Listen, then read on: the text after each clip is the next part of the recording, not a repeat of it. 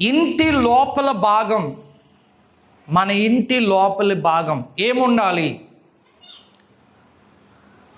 కొద్ది నిమిషాలు నేను ఈ వాక్యాన్ని పంచుకుంటాను.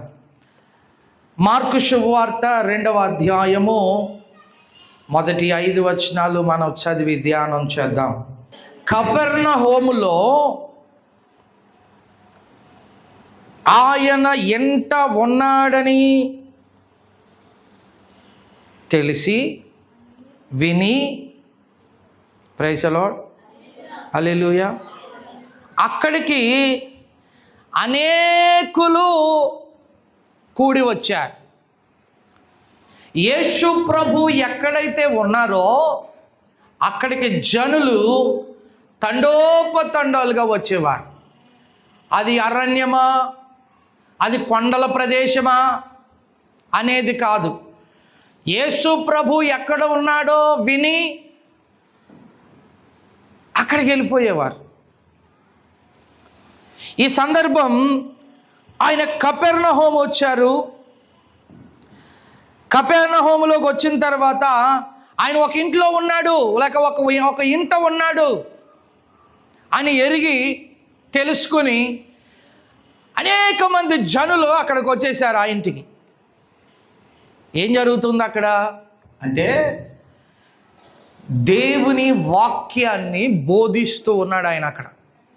హల్లెలూయా. అక్కడ ఏం చేస్తున్నారండి యేసు ప్రభు వారు? అక్కడ వాక్యాన్ని బోధిస్తున్నారు.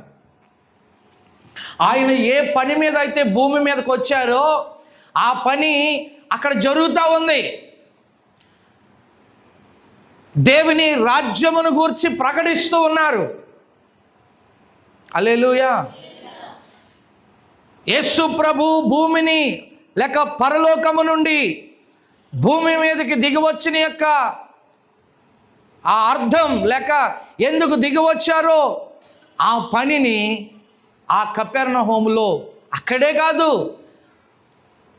ఆయన పరిచర్య ప్రారంభించిన తర్వాత అనేక ప్రాంతాల్లో ఆయన వెళుతూ ఉన్నప్పుడు, నిలబడి ఉన్నప్పుడు, కూర్చుని ఉన్నప్పుడు అనేక మంది జనులు ఆయన దగ్గరికి రావడం మనం చూస్తాం. నేను చెప్పాలనుకున్నది ఏంటి అని అంటే, అక్కడ ఆ ఇంటిలో దేవుని వాక్యాన్ని బోధిస్తూ ఉన్నారు. ఈరోజు ప్రతి ఇంటిలో కూడా దేవుని వాక్యం ఉండాలి. ఇంటి లోపల భాగంలో ఏముండాలండి? అలాగంటే మీరు ఇలా చెప్తారేమో, మా ఇంటి కబోర్డ్లో బైబిల్ అండి, నా కారులో బైబిల్ అండి, నా బండిలో కూడా బైబిల్ ఉంటుందండి. స్త్రీలు ఇలా చెప్తారేమో, నా హ్యాండ్ బ్యాగ్లో కూడా బైబిల్ ఉందండి. ఇక ఎక్కడ లేదు బైబిల్, ఎక్కడ లేదు వాక్యము అని. అది కాదు, ఇక్కడ రాయబడుతున్న మాట ఏంటో తెలుసా? వాక్యము బోధించుచు ఉండగా. దేవుని బిడ్డలారా, ప్రతి ఇంటిలో వాక్యం ఉండాలి. వాక్యము బోధించుకుంటూ ఉండాలి. కొలస్సీ పత్రికలో చెప్తాడు, ఒకనికొకడు బుద్ధి చెప్పుకొనుచు సరి చేసుకొనుచు, హల్లెలూయా, పద్యములతోనూ కీర్తనలతోనూ, హల్లెలూయా, ఆయనను ఆరాధించాలి అని చెప్తాడు. అపోస్తులైన పౌలు కొలస్సీ సంఘానికి రాస్తూ ఉన్న మాటలవి. దేవుని సంఘమా, ఈరోజు ఇక్కడ కూర్చున్న దేవుని ప్రజలారా, మనందరితో ప్రభు చెప్తున్నాడు, దేవుని వాక్యం ప్రతి ఇంటి లోపల ఉండాలి. ఈరోజు వాక్యం లేదు కుటుంబాల్లో. చెప్పడం అన్నిట్లో ఉంది బైబిల్, హ్యాండ్ బ్యాగ్లో ఉంది. చాలామంది చెప్తారు, మేము హ్యాండ్ బ్యాగ్లో కూడా క్యారీ చేస్తామండి బైబిల్. మాకు కూడా బైబిల్ ఉంటుంది. కూడా బైబిల్ ఉండడం కాదు, కొంతమంది హాస్పిటల్లో ఉన్నప్పుడు కూడా ఆ తల దగ్గర పెట్టుకుంటారు బైబిల్. తల దగ్గరే పెట్టుకుంటామండి బైబిల్, అది ఎక్కడికి వెళ్ళదు. అది కాదు. ఈరోజు బైబిల్ చెప్తున్న మాట, ప్రతి ఇంటి లోపల దేవుని వాక్యము బోధించబడాలి. భర్త భార్య, భార్య భర్త, పిల్లలు, తల్లిదండ్రులు, కుటుంబము అంతా దేవుని వాక్యము చేత ఒకరినొకడు బోధించుకుంటూ, బుద్ధి చెప్పుకుంటూ, పద్యములతో, కీర్తనలతో ఆయన సన్నిధిలో ఆరాధించే వారిగా ఉండాలి. దేవునికి స్తోత్రం, హల్లెలూయా, హల్లెలూయా. పద్యాలు ఎక్కడున్నాయి? కీర్తనలు ఎక్కడున్నాయి? ప్రతి ఇంట్లో టైంపాస్ ప్రోగ్రాలు. ఎన్ని ప్రోగ్రాలు ఉన్నాయో టైంపాస్ అవ్వడానికి. సీరియల్స్ ఉన్నాయి, సినిమాలు ఉన్నాయి. హల్లెలూయా. టీవీయే చూడక్కర్లేదు, యూట్యూబ్లోకి వెళ్తున్నారు. యూట్యూబే కాదు, ఇన్స్టాగ్రామ్కి వెళ్తున్నారు. అదే కాదు, ఫేస్బుక్ వెళ్తున్నారు. ఇంకా సోషల్ మీడియా ఏమైతే ఉందో అది, స్నాప్చాట్ అని ఇంకేయో ఉన్నాయి. అలాగూ టైంపాస్ చేసేస్తున్న ప్రజలు ఎక్కువైపోయారు. నేటిదినం ప్రభు మాటగా నేను మీతో చెప్తున్నాను, మీ ఇంటి లోపల భాగంలో ఉండవలసింది దేవుని మాటలు, దేవుని వాక్యం ఉండాలి. ప్రారంభంలో మనం పాట పాడాం, ఆయన వాక్యము మన బాధలో నెమ్మదిని కలుగు చేసే. పాల వంటిది, జుంటే తేనె చెప్పండి, కన్నా మధురమైనది, మేలిమి బంగారు కంట మధురమైనది, ఉన్నతమైనది. Praise the Lord. ఆ ఉన్నతమైన దేవుని వాక్యం, మధురమైన దేవుని వాక్యం మనం ఎప్పుడు కూడా బోధించుకుంటూ, చదువుకుంటూ ఇంటి లోపల వినబడవలసింది దేవుని వాక్యం. హల్లెలూయా. ఎంతమంది కుటుంబాల్లో వాక్యం చదువుతున్నారు? ఎంతమంది కుటుంబాల్లో దేవుని వాక్యమును గురించి చర్చ చేస్తున్నారు? ఎవరితోనైనా మాట్లాడినప్పుడైనా కూడా దేవుని వాక్యమును గురించి చర్చ జరుగుతుందా? ఈరోజు దేవుని సేవకునిగా నేను చెప్తా ఉన్నాను, మన ఇంటి లోపల ఉండవలసినది ఏంటి అనంటే దేవుని వాక్యం. లూకాసు సువార్త 10వ అధ్యాయం 38లో కూడా చక్కని మాట చెబుతున్నాడు. చూడండి, లూకాసు సువార్త 10వ అధ్యాయం 38వ వచనం. అంతటా వారు ప్రయాణమై పోవుచుండగా ఆయన ఒక గ్రామంలో ప్రవేశించెను. మార్తా అను ఒక స్త్రీ ఆయనను తన ఇంట చేర్చుకొనెను. ఆమెకు మరియా అను సహోదరి ఉండెను. ఈమె యేసు పాదముల యొద్ద కూర్చుండి ఆయన బోధ వినుచుండెను. హల్లెలూయా. మార్తా కనబడుతుందా ఆ యొక్క వచనంలో? ఏం జరుగుతుంది లోపల? యేసు ప్రభు వారు ప్రయాణమై వెళుతూ ఉండగా గ్రామంలో ప్రవేశించినప్పుడు మార్తా ఆయనను తన ఇంట చేర్చుకుంది. రండి అని ఆయన వెళ్ళాడు. దేవుని బిడ్డలారా, ఆమెకు మరియా అనే సహోదరి కూడా ఉంది. ఆమె యేసు ప్రభు పాదాల దగ్గర కూర్చుంది. Praise the Lord. Hallelujah. Yesu ప్రభు యొక్క పాదాల దగ్గర కూర్చుని ఉంది. యేసు ప్రభు పాదాల దగ్గర కూర్చుని యేసు ప్రభు బోధలు వింటా ఉంది. మనమేం వింటున్నామండి? మనం ఏం వింటున్నాం? ఆలోచన చేయండి. నాకు తెలీదు మీరు ఏం వింటున్నారో, నాకు తెలీదు, కానీ ఆలోచన చేయండి, ఏం వింటున్నారు? శాటిలైట్ ఛానల్స్ చాలా ఉన్నాయి. శుభవార్త ఉంది, ఆరాధన ఉంది, గాస్పల్ టీవీ ఉంది, కల్వర్ టీవీ ఉంది, తెలుగు రాదండి మాకంటే ఇంగ్లీష్ ఛానల్ గాడ్ ఛానల్ ఉంది, క్రైస్తవ ఛానల్ చాలా ఉన్నాయి. మీరే ఒకసారి ప్రశ్నించుకోండి, ఎన్నిసార్లు మీరు క్రిస్టియన్ ఛానల్ పెట్టారు మీ ఇంట్లో? ఎన్నిసార్లు దేవుని వాక్యమును అక్కడ విన్నారు, పాటలు విన్నారు, ఆరాధన విన్నారు, మీరు నేర్చుకున్నారు? గల్ఫ్ కంట్రీస్లో, అరబీ కంట్రీస్లో ప్రతి ఒక్కరి ఇళ్లల్లో టీవీ ఉంటుంది. వాళ్ళ టీవీలు 24 hours అలా ఆన్లో ఉంటాయి. నేను వెళ్ళాను కాబట్టి చెప్తున్నాను. దోహా ఖత్తర్ వెళ్ళాను నేను. హాల్లో టీవీ పెడతారు. హాల్లో టీవీ ఎప్పుడు ఆన్లోనే ఉంటుంది, ఎప్పుడు ఆన్లోనే ఉంటుంది. పాటలు వస్తాయి, ఆ ప్రసంగాలు వస్తాయి, ఇంకా ఆ ప్రోగ్రాలు అలా రన్ అవుతూ ఉంటాయి. మినిమం వాల్యూమ్ పెట్టి వదిలేస్తారు. అది ఇంకా అలా ఆడుతూనే ఉంటుంది టీవీ. మనం అలా చెయ్యాలి అని అంటలేదు, కానీ నేను దేవుడు మనలను బహుగా ఆశీర్వదిస్తాడు.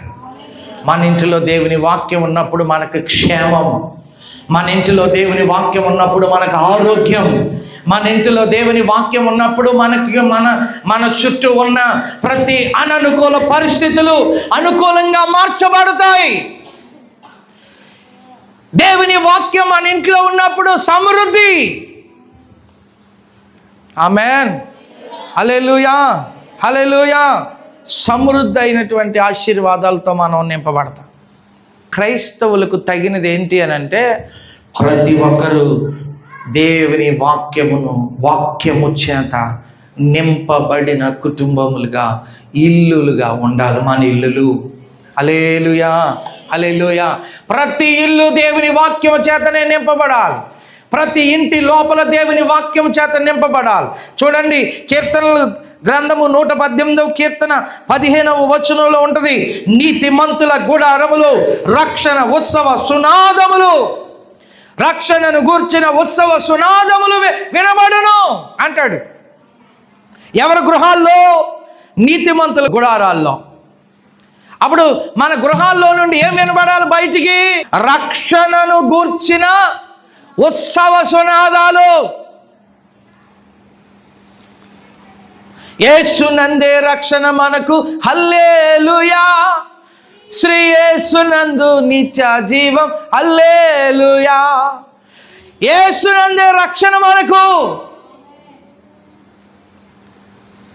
ప్రేమించే దేవుడు, రక్షించే దేవుడు, పాలించే దేవుడు యేసు దేవుడు.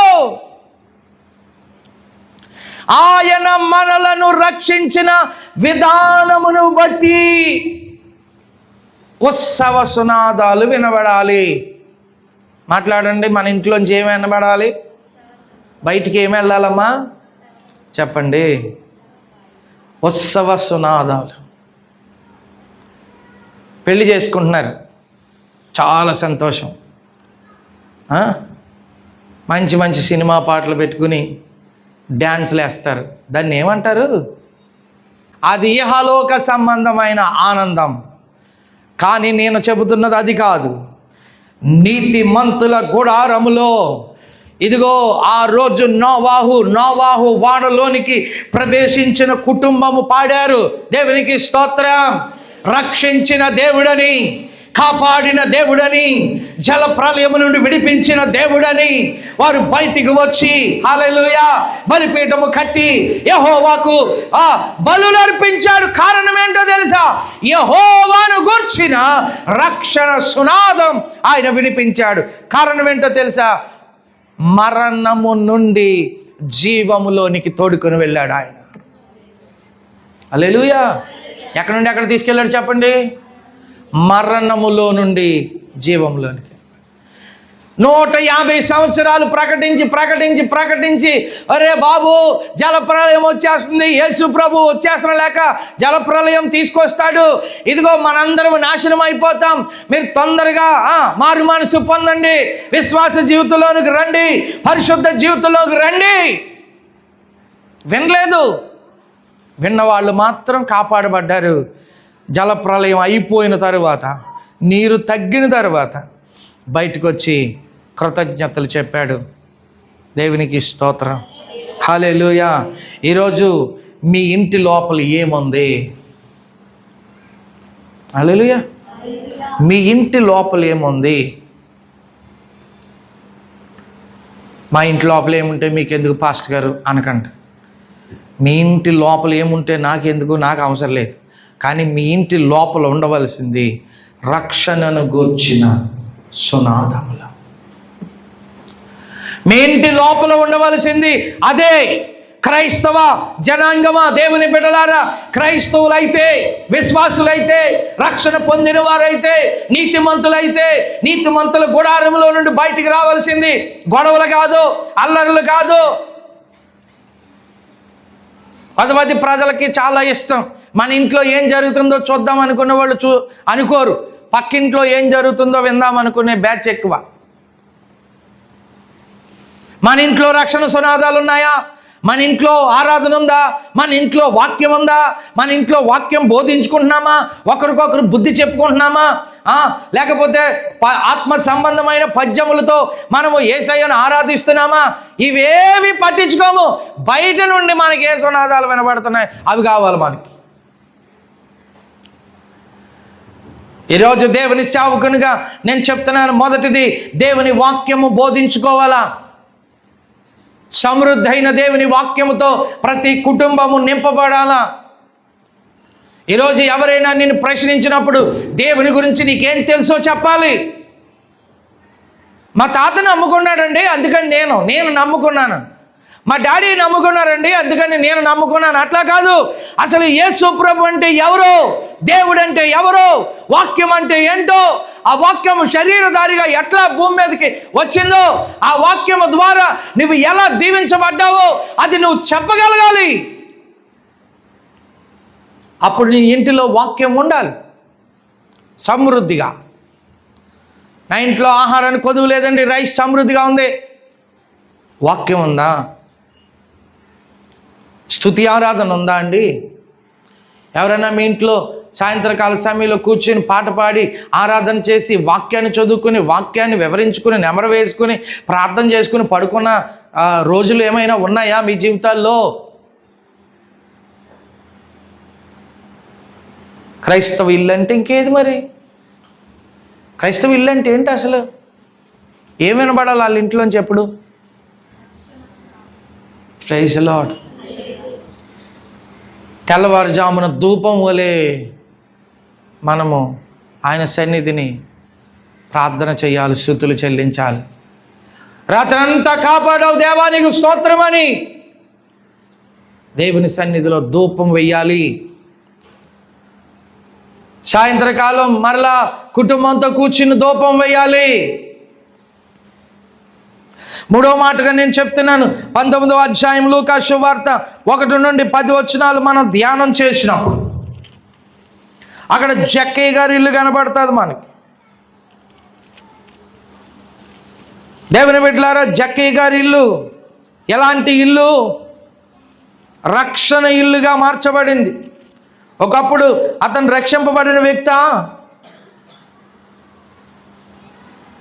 ట్యాక్స్ కలెక్టర్గా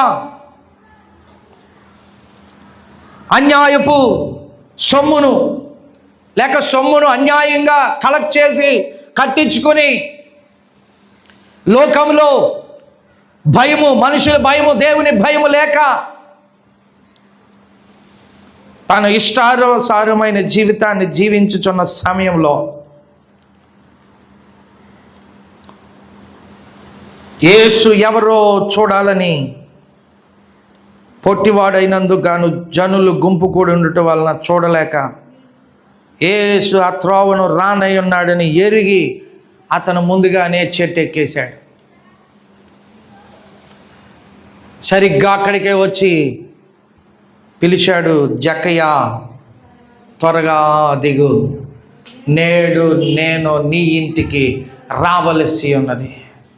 దేవునికి స్తోత్రం, హల్లెలూయా హల్లెలూయా. అందరూ ఏమనుకున్నారో తెలుసా? సంతోషముతో ఆయన దిగి ఆయనను చేర్చుకున్నప్పుడు అది చూచి ఈయన పాపి అయిన మనుషుని యొద్ద బస చేయ వెళ్ళుచున్నాడే అని సనుక్కున్నారు. జక్కయ్య నిలబడి, ఇదిగో ప్రభువా, నా ఆస్తిలో సగభాగం బేదలకు ఇచ్చుచున్నాను. యేసు ప్రభు ఎప్పుడైతే ఆయన పిలిచాడో,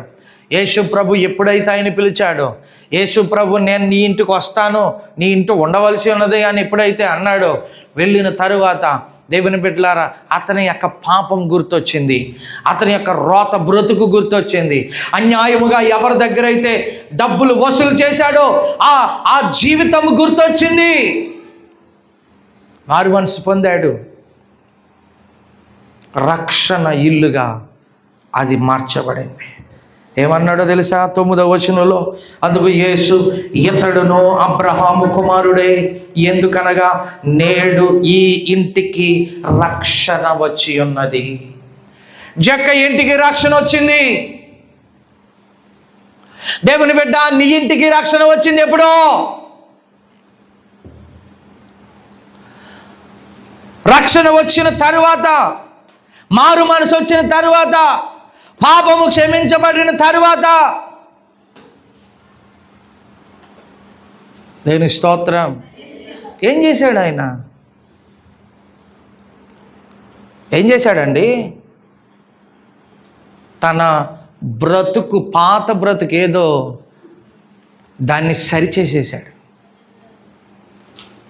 దాన్ని కరెక్ట్ చేసుకున్నాడు. మీ సంగతి ఏంటి?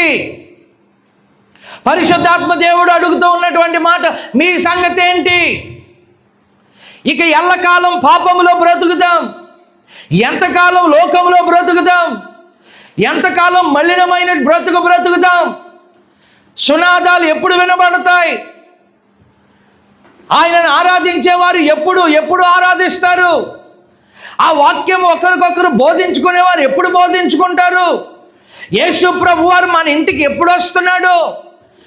రక్షణ ఎప్పుడు వస్తుందో మన ఇంటికి? వచ్చిన తర్వాత మన జీవితంలో ఏమైనా మార్పు వచ్చిందా? ఇంక అదే బ్రతుకులో కొనసాగుతున్నామా? ఆలోచించవలసిన సమయం. దేవునికి స్తోత్రం.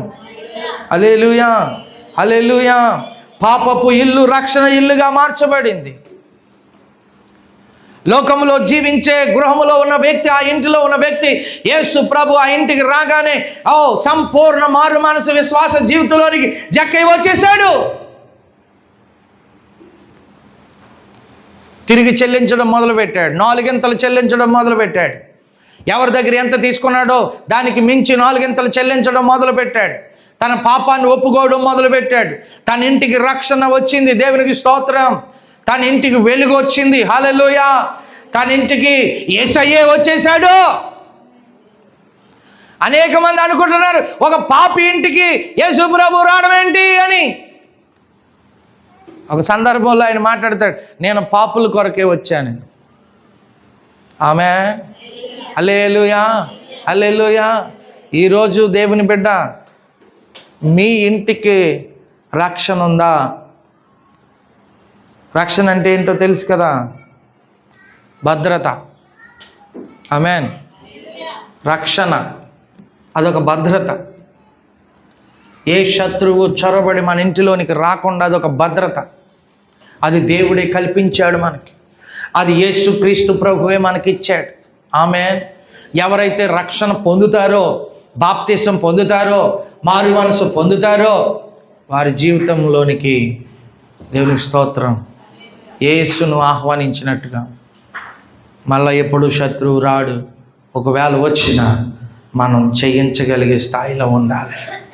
హల్లెలూయా. తర్వాత 7వ అధ్యాయం లూకాసు వార్త 36వ వచనాన్ని మనం చదువుతున్నప్పుడు, 7వ అధ్యాయం 36వ వచనాన్ని చదువుతున్నప్పుడు, పరిసయ్యులలో ఒకడు తనతో కూడా భోజనము చేయవలనని ఆయనను అడిగెను.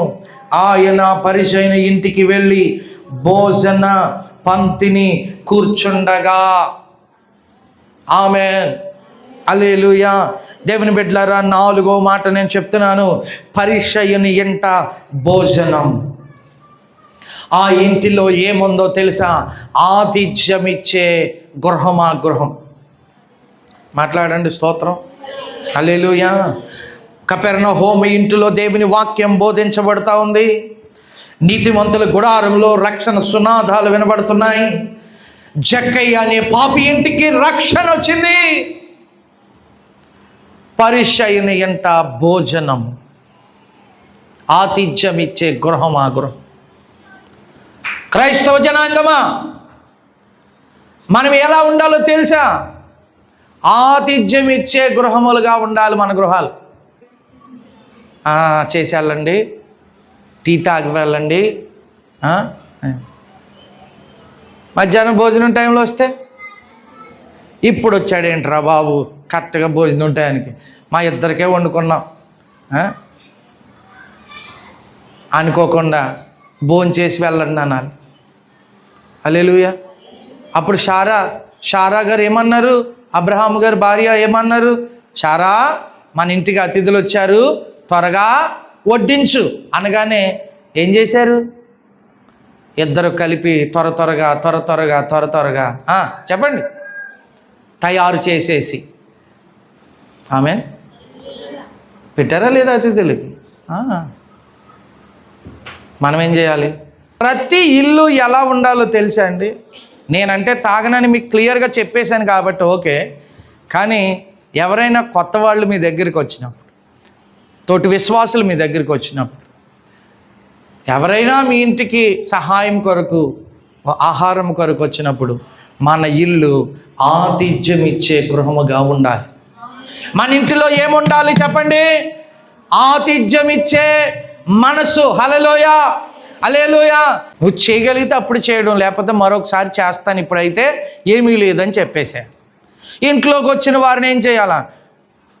మంచినీళ్ళు అది ఇది ఏది రెడీగా అది ఉన్నదే. లేనిది ఎక్కడ పెడతాం? హల్లెలూయా. లేనిది ఎక్కడ పెడతాం? ఉన్నదే. ఆమెన్. కాబట్టి 4వ మాట నేను మీతో చెప్తున్నాను. పరిసయ్యుని ఎంట భోజనానికి వెళ్ళి కూర్చున్నాడు అంటే ఆ ఇల్లు ఆతిథ్యం ఇచ్చే ఇల్లుగా ఉంది. అది నేను చెప్పాలనుకున్న మాట. అది ఆ ఇల్లు ఆతిథ్యం ఇచ్చే ఇల్లుగా ఉంది. ఆమెన్, హల్లెలూయా. చూడండి, అదే ఇంకొక మాట చూపించి నేను ప్రార్థన చేస్తాను. యోహాను సువార్త 12వ అధ్యాయం 1-2 వచనాలు చదువుదాం. యోహాను సువార్త 12వ అధ్యాయం 1-2 వచనాలు. 12వ అధ్యాయం 1-2 వచనాలు. కాబట్టి యేసు తాను మృతులలో నుండి లేపిన లాజరు ఉన్న బేతనియాకు పస్కా పండుగకు 6 దినములు ముందుగా వచ్చెను. అక్కడ వారు ఆయనకు విందు చేసిరి. మార్త ఉపచారం చేసెను. లాజరు ఆయనతో కూడా భోజనం కూర్చున్న వారిలో ఒకడు. హల్లెలూయా. ఏం చేశారండి? అక్కడ భోజనం పెట్టారు. అక్కడ వారు ఆయనకు చెప్పండి విందు చేసిరి. అక్కడ ఆయన వారికి విందు చేసిరి. ఆమేన్. యేసు ప్రభువుని భోజనానికి పిలిచారు. ఆయన భోజనం చేస్తూ ఉన్నాడు. హల్లెలూయా. ఆయన ముందుగానే వచ్చేసాడంట. దేనికి? పస్కా పండుగకు. పస్కా పండుగకు 6 దినములు ముందుగా వచ్చేసాడంట. అక్కడ వారు ఆయనకు విందు చేసిరి. యేసు ప్రభువుకి ఆతిథ్యం ఇచ్చారు. పరిసయ్యుని ఇల్లు ఆతిథ్యం ఇచ్చింది. లాజరు ఇల్లు ఆతిథ్యం ఇచ్చింది. మీ సంగతి ఏంటి? మీరు ఆతిథ్యం ఇచ్చే వాళ్ళుగా ఉన్నారా? వండుకున్నది మాకే సరిపోదు, మీకేమెట్టం పాస్టర్ గారు అంటున్నారా? వండుకున్నది మాకే సరిపోము, సమయానికి ఎవరు వస్తే వాళ్ళకి పెట్టడానికి ఎట్లాగా? ఒక వ్యక్తి నీ ఇంటి ముందు నిలిచి అమ్మా ఆహారం పెట్టు, లేకపోతే మంచినీళ్ళు ఇవ్వు, లేక టీ ఇవ్వు అని అడిగినప్పుడు వాళ్ళకు మనం ఆతిథ్యం ఇచ్చేవారిగా మారాలి. అది క్రైస్తవ లక్షణం. సువార్తల్లోనే ఉంటుంది అనుకుంటున్నాను నేను. బీదవాడిగా వస్తాడు ఆయన, అడుక్కునేవాడిగా వస్తాడు ఆయన, వస్త్రహీనుడిగా వస్తాడు ఆయన. ఎన్ని పర్యాయాలు ఎన్ని రకాలుగా వచ్చినా చూడలేదు. నా ప్రభు వస్తాడు, నా ప్రభు వస్తాడు, నా ప్రభు వస్తాడు. నేను ఆల్రెడీ 3 పర్యాయాలు వచ్చి వెళ్ళాను. వస్త్రహీనుడిగా, ఆకలితో ఉన్న వ్యక్తిగా. అప్పుడు పట్టించుకోలేదు. దేవునికి స్తోత్రం. మనము ఆతిథ్యం ఇచ్చే గృహముగా మన ఇల్లు, మన ఇంటి లోపల భాగం ఎలా ఉండాలో తెలుసండి? ఆహారము సమృద్ధిగా ఉండాలి. హల్లెలూయా. దేవుడు అట్టి కృప మనకు కలుగు చేయునుగాక. ఆమేన్ చెప్పండి గట్టిగా. హల్లెలూయా. ఇంకొక 2 విషయాలు వేగంగా చెప్పేస్తాను. దేవుని బిడ్డలారా, 6వ మాటగా నేను మీతో 5వ మాటగా నేను చెప్తాను. 2వ రాజుల గ్రంథం 4వ అధ్యాయం 2వ వచనంలో, 2వ రాజుల గ్రంథం 4వ అధ్యాయం 2వ వచనంలో ప్రవక్తల శిష్యులలో ఒకని భార్య ఎలీషా గారి దగ్గరికి వచ్చి చెబుతుంది. ఎలీషా గారు అడుగుతారు. ఎలీషా ఏమని అడుగుతున్నాడు? నా వలన నీకు ఏం కావాలి? నీ ఇంటిలో ఏమి ఉన్నదో అది నాకు తెలియచెప్పన్నాడు దైవజనుడు. దేవునికి స్తోత్రం కలుగును గాక. హల్లెలూయా. స్తోత్రం చెప్పరే. హల్లెలూయా, హల్లెలూయా. ప్రవక్తల శిష్యుల్లో ఒకని భార్య, నా దాసుడు నీ దాసుడైనా నా పెనిమిటి చనిపోయాడు, అతడు యెహోవా యందు భయభక్తులు గలవాడై ఉన్నాడు, అది నీకు తెలుసు. ఇప్పుడు అప్పులు వాడు నా 2 కుమారులను తన దాసులుగా ఉండడానికి పట్టుకెళ్ళిపోదాం అనుకుంటున్నాడు అని ఎలీషా దగ్గర మొరపెడితే, నా వల్ల నీకేం కావాలని అడిగాడు. హల్లెలూయా. నా వలన ఏం కావాలి? నీ ఇంట్లో ఏముందో నాకు చెప్పు. ఆమేన్. నా ఇంట్లో ఏముంటే నీకెందుకు పాస్టర్ గారు అన్నదావిడ? చెప్పండి, ఏమందావిడ? అందుకామె, నీ దాసురాలునైన నా ఇంట్లో నూనె కొండ ఒకటి ఉన్నది, అది తప్ప మరేదియు లేదనెను. హల్లెలూయా. నీ దాసురాలనైన నా ఇంటిలో నూనె కొండ తప్ప మరి ఏది లేదు అని చెప్పింది ఆవిడ. నూనె పరిశుద్ధాత్మకు సాదృశ్యంగా కనబడుతుంది. నూనె పరిశుద్ధాత్మకు సాదృశ్యం. ఏముంది ఆవిడింట్లో అంటే పరిశుద్ధాత్మ అనే నూనె కొండ ఉంది. హల్లెలూయా, హల్లెలూయా. దేవుని బిడ్డలారా, మన ఇంట్లో ఉండవలసింది దేవుని వాక్యం బోధించబడుతూ ఉండాలి. ఒకరినొకరు బుద్ధి చెప్పుకుంటూ ఉండాలి. మన ఇంటిలో ఏముండాలి? రక్షణ సునాదములు వినిపించబడుతూ ఉండాలి. మన ఇంటిలో రక్షణ ఇల్లుగా మార్చబడాలి. పాపపు ఇల్లు పరిసయ్యుని ఇంట భోజనం ఉన్నట్లుగా మన ఇంట ఆతిథ్యం ఇచ్చే ఇల్లు ఉండాలి. లాజరు ఇంట్లో ఆతిథ్యం ఇచ్చినట్టుగా మన ఇంట్లో ఆతిథ్యం ఇచ్చేవారిగా ఉండాలి. తర్వాత ఇక్కడ రాయబడిన మాట నూనె కొండ. ఏ కొండ? చెప్పండి గట్టిగా. నూనె దేనికి సాదృశ్యంగా ఉంది? ప్రతి ఇంటిలో ఏముండాలి చెప్పండి? గట్టిగా చెప్పండి అమ్మా. పరిశుద్ధాత్మ అనే నూనె. హల్లెలూయా. నా గిన్నె నిండి పొర్లుచున్నది, నూనెతో నా తలాంటి ఉన్నావు. హల్లెలూయా. పరిశుద్ధాత్మ అనే నూనె ఎవరి ఇంటిలో ఉంటుందో ఆ ఇల్లు, హల్లెలూయా, దేవుని ఆత్మ చేత నడిపించబడుతుంది. అమ్మగారు చెప్పారు, ఆత్మీయ తల్లి షారోన్ అమ్మగారు చెప్పారు, ప్రతి సంఘములో ఒక రోజు 1 గంట పరిశుద్ధాత్మ కొరకు ఎదురు చూసే సమయాలు పెట్టండి అని చెప్పారు. అర్థమైందన్నమాట. ప్రతి సంఘములో పరిశుద్ధాత్మ కూడికలు, పరిశుద్ధాత్మ కొరకు ఎదురు చూచే కూడికలు, పరిశుద్ధాత్మను పొందాలి అందరూ. 1 గంట సేపు పరిశుద్ధాత్మ కొరకు ఎదురు చూడడానికి మీరు సంఘాల్లో ఏర్పాటు చేయండి అని చెప్పారు. త్వరలో మనం ఆ కార్యం చేయబోతా ఉన్నాం. పరిశుద్ధాత్మ కొరకు ఎదురు చూడబోతా ఉన్నాం. ఆత్మ లేనివాడు నావాడు కాదు అని దేవుని వాక్యం సెలవిస్తూ ఉంది. ఎందరైతే ఆయన ఆత్మ చేత నడిపించబడతారో వారందరూ దేవునికి పిల్లలుగా మారతారని చెప్తాడు. కాబట్టి పరిశుద్ధాత్మను పొందాలి. మనం ఆత్మను పొందాలి, పరిశుద్ధాత్మ చేత నడిపించబడాలి. పరిశుద్ధాత్మ చేత నడిపించబడితే మనకి ఆరోగ్యము కలుగుతాయి, సమాధానం కలుగుతాయి, అద్భుతాలు జరుగుతాయి, నెమ్మది కలుగుతుంది, మనసుకు ప్రశాంతత కలుగుతుంది. పరిశుద్ధాత్మతో నింపబడాలి సంఘం. ఆమేన్. మన ఇంట్లో ఏముండాలి చెప్పండి గట్టిగా. హల్లెలూయా. మన ఇంటిలో గుమ్మడికాయ లేకపోయినా ప్రాబ్లం కాదు, మన ఇంటిలో నిమ్మకాయ లేకపోయినా ప్రాబ్లం కాదు, బయట కట్టడానికి ఎండుమిరకాయలు కట్టకపోయినా ప్రాబ్లం కాదు, పరిశుద్ధాత్మ లేకపోతేనే ప్రాబ్లం. ప్రతి ఇంటిలో పరిశుద్ధాత్మ ఉండాలి. దేవునికి స్తోత్రం. దేవుని బిడ్డలారా, నిన్న కొత్తపేటలో ఒక మీటింగ్ జరిగింది. ఉదయం 10 గంటల నుండి సాయంత్రం 6 గంటల వరకు, శుక్రవారం నాడు జరిగితే, దేవుని బిడ్డలారా, ఆ యొక్క మీటింగ్లో బిషప్ అయ్య గారు, చైర్మన్ అయ్య గారు చెప్పిన మాట ఏంటో తెలుసా? ప్రతి సేవకుడు పరిశుద్ధాత్మను కలిగి ఉండాలి, అది కోల్పోకూడదు. అలాగే కుటుంబమును కోల్పోకూడదు, అలాగే ఆరోగ్యాన్ని కోల్పోకూడదు అని చెప్పారు. నేను కూడా మీకు అదే చెప్తున్నాను. ప్రతి ఒక్కరూ పరిశుద్ధాత్మను కోల్పోకూడదు, పరిశుద్ధాత్మ చేత నింపబడాలి. దేవునికి స్తోత్రం, హల్లెలూయా. యవనస్తుల మీదకి నా ఆత్మను పంపిస్తానని చెప్పాడు ఆయన. వృద్ధులు కలలు కంటారని చెప్పాడు ఆయన.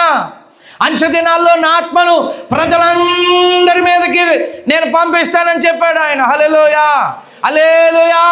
ఈ ఉదయకాల సమయంలో పరిశుద్ధాత్మ దేవుడు మనతో చెబుతున్నాడు, నీ ఇంటిలో ఏముంది అనగానే పరిశుద్ధాత్మ నూనె కొండ ఉందయ్యా, తీసుకురా. వెళ్ళి ఇంటింటికి వెళ్ళి వట్టి పాత్రలు అన్నీ తీసుకురా. అన్నీ తీసుకొచ్చింది. ప్రార్థన చేశారు. నూనె కుండలన్నీ నింపబడిపోయినాయి. ఇంకా తీసుకొద్దామని వెళ్ళిన ఊర్లో ఉన్న వాళ్ళ దగ్గర ఉన్న కొండలన్నీ లేవు, అయిపోయినాయి. అప్పటికే అన్నీ ఇక్కడికి వచ్చేసాయి. ఎవరింటికాడ ఎక్కే కొండలు లేవు. అన్ని కొండలు నిండిపోయాయి నూనెతో. ఆ నూనె అమ్ముకున్నారు, అప్పులు తీర్చేసుకున్నారు. వారు బ్రతుకు దినాలన్నిట్లో క్షేమం వారికి కలిగింది. ఎవరి ఇంటిలో పరిశుద్ధాత్మ ఉంటుందో, ఏ ఇంటి అయితే పరిశుద్ధాత్మ చేత నింపబడతారో, ఏ ఇల్లు అయితే పరిశుద్ధాత్మ చేత నడిపించబడతారో, ఆ ఇంటికి సమృద్ధి, ఆ ఇంటికి ఆరోగ్యం, ఆ ఇంటికి క్షేమము, ఆ ఇంటికి సకల అష్ట ఐశ్వర్యాలు కలుగుతాయి. హల్లెలూయా, హల్లెలూయా. పరిశుద్ధాత్మ ప్రాముఖ్యం. చెప్పండి, ఇప్పుడు ఏముండాలి మీ ఇంట్లో? మాట్లాడండి. ఏముండాలి మీ ఇంట్లో? పరిశుద్ధాత్మ అనే నూనె ఉండాలి. ఆమేన్. ఎవరు ప్రార్థన చేసిన ఆయిల్ ఉండాలి అంటలేదు నేను. పరిశుద్ధాత్ముడు ఉండాలి, పరిశుద్ధాత్ముడు ఉండాలి. ఉన్నారా? పరిశుద్ధాత్ముడు ఉన్నారా? ఆమేన్. ఉన్నారా అండి? ఈ గృహానికి అధిపతి దేవుడే. దేవుడు ఈ గృహానికి అధిపతి. ఇలా ఏయో బోర్డులు పెడతారు కొంతమంది. ఆ బోర్డులో ఉన్నా లేకపోయినా నాకు తెలియదు, కానీ ఉండవలసింది పరిశుద్ధాత్మ. గట్టిగా స్తోత్రం చెప్పండి. హల్లెలూయా. బోర్డుది ఏముంది? పెట్టేయచ్చు, నేను పెట్టేయచ్చు, కానీ ఉండాల్సింది ఏంటి? పరిశుద్ధాత్మ ఇంట్లో ఉండాలి. స్తోత్రం. నీ కుటుంబంలో ఉండవలసింది పరిశుద్ధాత్మ. హల్లెలూయా. ఎప్పుడైతే ఆ పరిశుద్ధాత్ముడు నీలో ఉంటాడో, నీ ఇంట్లో ఉంటాడో, ఎన్నో కార్యాలు జరుగుతాయి. పరిశుద్ధాత్మ చేత నింపబడిన వాళ్ళు అంటండి ఆత్మకార్యాలు చేస్తారంట, ఎన్నో శూరకార్యాలు చేస్తారంటండి. ఆ కార్యాలు నీకు జరగాలంటే నూనెకుండా ఉండాలి, పరిశుద్ధాత్మ ఉండాలి. ఆమేన్. ఇప్పటికి కూడా మీ చేతులకి ఏమన్నా తాళ్ళు ఉంటే దయచేసి తీసేయండి. అది తీసిన రోజే దెయ్యాలు మిమ్మల్ని వదిలేళ్తాయి. లేకపోతే నిత్యం ఆ దెయ్యాలు మీతోనే ఉంటాయి.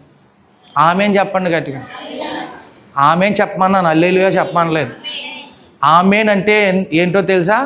అలాగు జరుగును గాక. చెప్పండి. ఆమేన్ అంటే ఏంటి? ఇప్పుడు ఇప్పుడు ఎలా జరుగుతుంది? ఇప్పుడు ఏ అడ్డమైన తాళ్ళు మీరు కట్టుకుంటే దెయ్యాలు మీతో ఉంటాయి, తీసేస్తే వాటితో పాటు వెళ్ళిపోతుంది. పరిశుద్ధాత్మ మీ ఇంట్లో ఉండాలా? చెప్పండి గట్టిగా. ఆమేన్.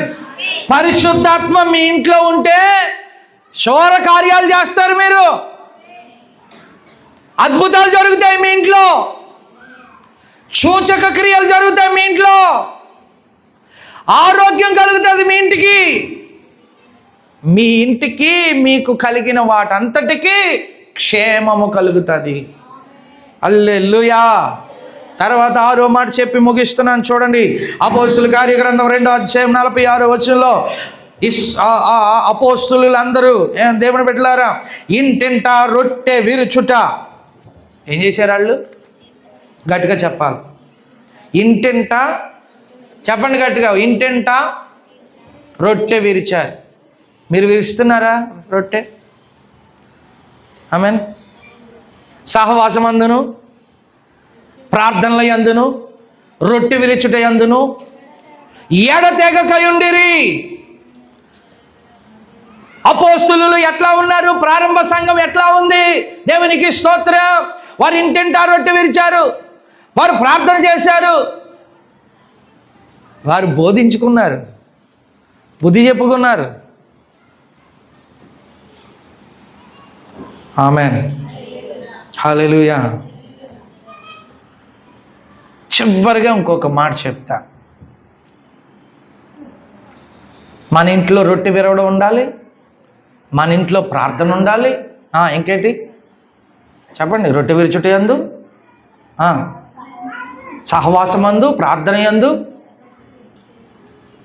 వాక్యము చెప్పుట యందు ఎడతెగకున్నారు. అలా ఉండాలి మన ఇల్లు. ఆమెన్. అపోస్తులు కలిగి ఉన్న జీవితం మనం కూడా కలిగి ఉండాలి. దేవునికి స్తోత్రం. చివరిగా ఇంకొక మాట చెప్తాను, ప్రార్థన చేసేస్తాం. మత్తయి సువార్త 12వ అధ్యాయం 43వ వచనం. దేవునికి మహిమ కలుగును గాక. 12వ అధ్యాయం 43వ వచనం. మత్తయి సువార్త. అపవిత్రాత్మ ఒక మనుష్యుని వదిలిపోయిన తరువాత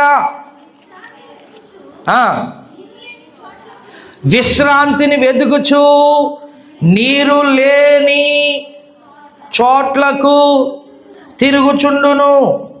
విశ్రాంతి దొరకనందున నేను వదిలి వచ్చిన నా ఇంటికి తిరిగి వెళ్ళేదననుకొని వచ్చి ఆ ఇంట ఎవరునూ లేక అది ఊడ్చి అమర్చి ఉండట చూచి వెళ్ళి తనకంటే చెడ్డవైన మరి 7 దెయ్యములను వెంట పెట్టుకుని వచ్చును.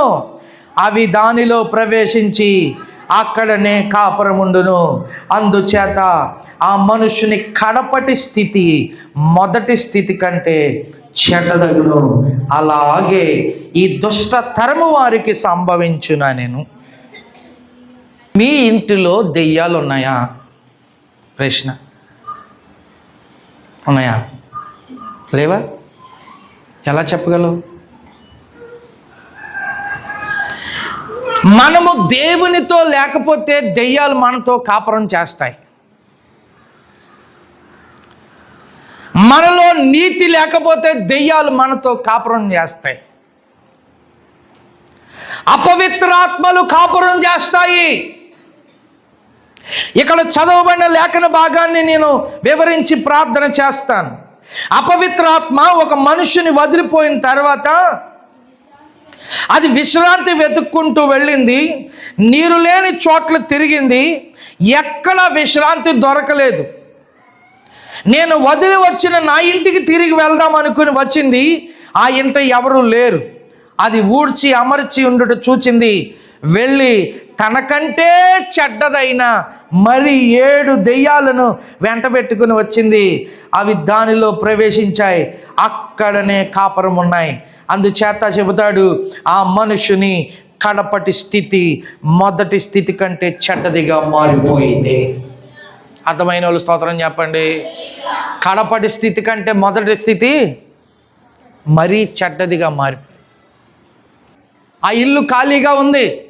వాక్యం లేదు, ప్రార్థన లేదు, రొట్టె వెచ్చడం లేదు, ఉపవాసాలు లేవు, భక్తి జీవితం లేదు, ఆతిథ్యం ఇచ్చే మనసు లేదు. ఎంటీ.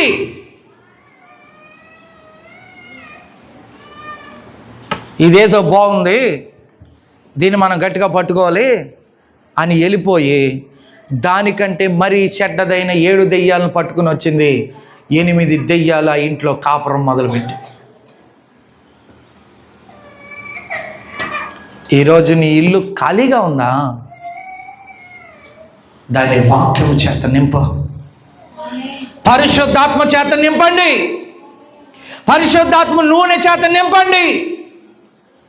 రక్షణ కలిగిన ఇల్లుగా అది ఉంచండి. నీతిమంతుల గుడారముగా ఆ ఇల్లును ఉంచండి.